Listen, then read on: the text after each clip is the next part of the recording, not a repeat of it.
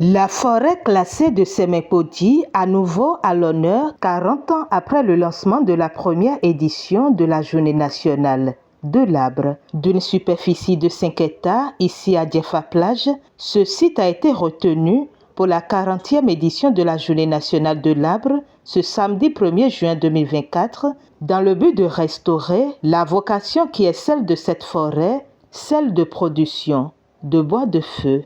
Monsieur le ministre et la délégation qui vous accompagne ici, au nom du conseil communal de Semekpodji, au nom de la population de Semekpodji, nous sommes très regardants sur l'appréciation que vous faites de ce qui est réalisé à Semekpodji. Oui, il faut planter. Oui, il faut s'en occuper et s'en occuper quotidiennement. C'est dans cet esprit et cette obligation que j'invite les populations de Semekpodji à non seulement planter chacun un arbre chaque année, mais à entretenir ce qui nous est confié. Le programme d'action du gouvernement de 2021-2026 qui donne une place privilégiée à la préservation de la biodiversité et le développement de grandes plantations à travers le développement du programme national de conservation de la biodiversité et de gestion durable de l'espace forestier et des terres. La 40e édition de la Journée nationale de l'arbre entre dans le cadre de la compréhension pour une meilleure valorisation de l'arbre. Il nous est crucial donc de prendre soin de nos espaces boisés et les maintenir en bonne santé pour notre avenir. Cette édition 2024 de la Journée nationale de l'arbre marque également le lancement de la campagne nationale de reboisement 2024-2025. L'assistance a donc eu droit au bilan de la campagne nationale de reboisement 2023, suivi des grandes orientations pour celle de 2024. Le bilan global du nombre de plants mis en terre sur l'ensemble du territoire pendant la campagne nationale de reboisement 2023 est de 19 808 992 plants, toutes essences confondues, soit une augmentation de 6,93% par rapport à la campagne précédente. Ceci a permis d'emblaver une superficie de 13 135 hectares sur un objectif de départ de 15 000 hectares, soit un taux de réalisation de 87,56%. Prenant en compte les résultats de la campagne écoulée et les planifications des projets et programmes du secteur forestier, l'objectif de cette année est de réaliser 10 000 hectares de nouvelles plantations sur la base des grands principes suivants. 1. Partenariat État-commune et autres structures communautaires. De même, les établissements scolaires, écoles, collèges, universités, autres centres de formation et autres centres communautaires seront identifiés pour recevoir des appuis de l'administration forestière pour la création des plantations scolaires ou la conservation et l'enrichissement des forêts sacrées ou communautaires en vue d'éduquer les apprenants à aimer davantage la forêt et ses services écosystémiques. L'une des innovations de cette année qui est appelée à se perpétuer avec l'appui de tous les acteurs, dont les partenaires techniques et financiers, est le développement d'une initiative dénommée Enfants ambassadeurs des forêts. Au nombre d'autres innovations à développer, on a la finance carbone et autres mécanismes souples de financement et de gestion efficace des forêts. Les autres axes d'intervention sont partenariat public-privé pour la promotion du reboisement par l'accompagnement des planteurs privés. Autre axe c'est la poursuite de la promotion des essences autochtones à grande valeur socio-économique ou culturelle et écologique. Autre axe encore, c'est le verdissement de la côte atlantique du Bénin. Par ailleurs, conscient du rôle des forêts et du constat alarmant de l'évolution négative des forêts au niveau des pays en voie de développement dans le Bénin, les enfants ambassadeurs des forêts se sont engagés à inverser la tendance. Nous, enfants ambassadeurs des forêts, prenons solennellement l'engagement de devenir un modèle dans la société pour la préservation des forêts et d'impacter tout notre environnement positivement en faveur de la bonne gestion des forêts et des arbres hors forêt.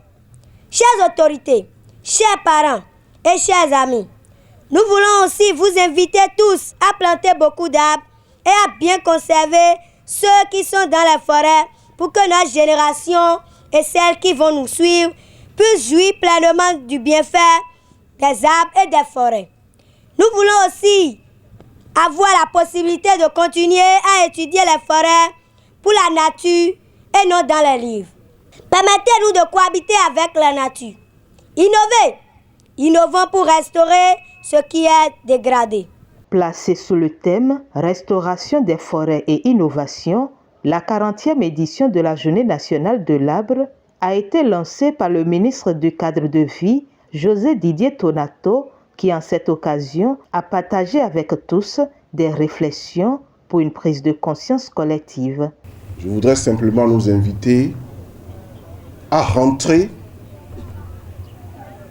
au cœur de la thématique de cette année, notamment sur le mot innovation. C'est quoi la solution technique nouvelle? C'est quoi la démarche qui découle de notre capacité à innover? Comment devons-nous faire l'évaluation de la réussite, du succès, du reboisement? Nous devons être capables de dire, de donner le taux de survie des arbres qui ont été plantés en 2023, le taux de survie des arbres qui ont été plantés en 2022, le taux de survie de ce que nous avons planté en 2021, en 2020, en 2019, le taux de survie de ce que nous avons planté il y a 20 ans. Si on ne fait pas ça, c'est comme si chaque année, on se lève pour mettre de l'eau dans un panier et au bout de quelques minutes, l'eau s'en va et nous revenons l'année suivante pour remettre de l'eau. En parlant, je n'ai pas la solution, mais je voudrais nous inviter à nous questionner sur l'utilité de l'action publique qui est la nôtre dans ce domaine. Et je souhaite vraiment que la Journée nationale de l'arbre de cette année et la campagne nationale de reboisement qui commence aujourd'hui, qui va durer normalement jusqu'en juin 2025, donc jusqu'à la journée de l'arbre prochaine, soit une étape de pause. Qu'on s'asseye pour réfléchir de ce que nous allons faire. Nous venons d'avoir une nouvelle politique forestière. Est-elle vraiment adaptée? Il y a des actions positives qui sont menées. La foresterie rentre en ville aujourd'hui par des projets comme la Salta. Nous avons quand même fait 300 km d'alignement d'arbres. C'est beaucoup en ville. Pour asphalter tout seul, je ne cite pas le plan d'assainissement pluvial de Cotonou, le plan d'assainissement pluvial des villes secondaires et toutes les autres campagnes et initiatives privées qui nous accompagnent. Mais il est nécessaire, il est vraiment nécessaire de se questionner, de ne pas se laisser emporter par les discours, y compris les discours mondiaux, internationaux, des conférences où les gens qui vivent de l'économie des conférences nous rabâchent les oreilles de discours pour mieux nous exploiter. Aujourd'hui, on nous propose des crédits carbone pour avoir de notre part l'autorisation et la possibilité de continuer à polluer. C'est ça la réalité. Nous ne sommes pas les plus gros pollueurs de la Terre. Mais qui sont ceux qui se mobilisent le plus pour dire nous sommes autorisés à continuer à nous développer, mais vous êtes dans la nature, donnez-nous la possibilité. On est prêt à vous donner de l'argent pour que nous on continue de se développer. Légitimement, nous avons le devoir vis-à-vis des générations qui nous suivent de nous développer, mais dans une démarche de durabilité. Avant la fin du deuxième mandat du président Patrice Talon, qui est un réformateur, on l'a vécu dans plusieurs domaines, je voudrais inviter mes amis forestiers et tous les partenaires de la biodiversité à mener une réflexion responsable. Nous sommes prêts à changer le format. Parce que ce à quoi nous devons arriver, ce n'est pas de faire des campagnes. C'est que chaque Béninois, dans chaque maison, plante naturellement des arbres à chaque occasion, à chaque événement heureux ou malheureux, symboliser l'événement par un arbre, entretenir. Est-ce que nos parents n'avaient pas raison? Devons-nous continuer à promouvoir des forêts classées ou bien promouvoir des forêts sacrées? Parce que les forêts sacrées ont eu du succès. Je parle en prenant à témoin les autorités traditionnelles qui sont ici avec nous. Toutes les leçons de préservation de la biodiversité existent chez nous. Il suffit de regarder autour de nous.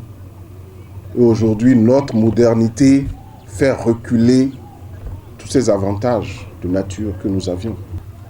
Je ne suis pas pessimiste, mais je pense que nous pouvons ensemble trouver la solution.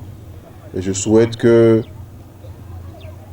ce 40e anniversaire soit réellement le point de départ d'une nouvelle dynamique de réflexion. Donc nous sommes interpellés, moi compris, et je sais que je peux compter sur vous. Les plans ont ensuite été mis en terre par les autorités à divers niveaux après explication du processus normal de plantation. Le top est ainsi donné à toute la population pour la campagne nationale de reboisement. En lançant donc un appel à la population, le chef de l'inspection forestière Ouémé Plateau met l'accent sur les dispositions prises pour le suivi des plans mis en terre sur ce site. Le suivi importe beaucoup. Nous avons pris des gens pour assurer le suivi sur 3 années consécutives. Donc aujourd'hui que nous avons mis en terre les plans, avant la fin de la campagne, il y aura les premiers travaux de régarnissage. Avant la fin de la saison des pluies, les premiers travaux de régarnissage. Et aux premières pluies qui viendront, on va encore évaluer combien de plants ont résisté à la saison sèche et replanter encore. Donc le gardiennage sera assuré, les dispositions sont prises pour le gardiennage afin que ces arbres puissent croître et la forêt qui était ici autrefois revienne encore sur les lieux. Mon message est qu'en ce jour que le ministre du cadre de vie a lancé la campagne de reboisement, tout citoyen où qu'il se trouve doit se donner le devoir d'aller mettre un plan en terre, au moins un plan en terre. Et ce n'est que le lancement de la campagne. Donc, toute la saison des pluies, c'est la campagne de reboisement. Donc, je demande aux populations, non seulement aux populations de Sémé, mais aux populations de tout le Bénin entier, de profiter de ce lancement pour réaliser ce reboisement en leur lieu. Il n'est pas question de dire je n'ai pas d'espace. Même un seul arbre planté jouera son rôle dans la nature. Une invite à prendre en compte par tous en faisant le geste utile en toutes circonstances.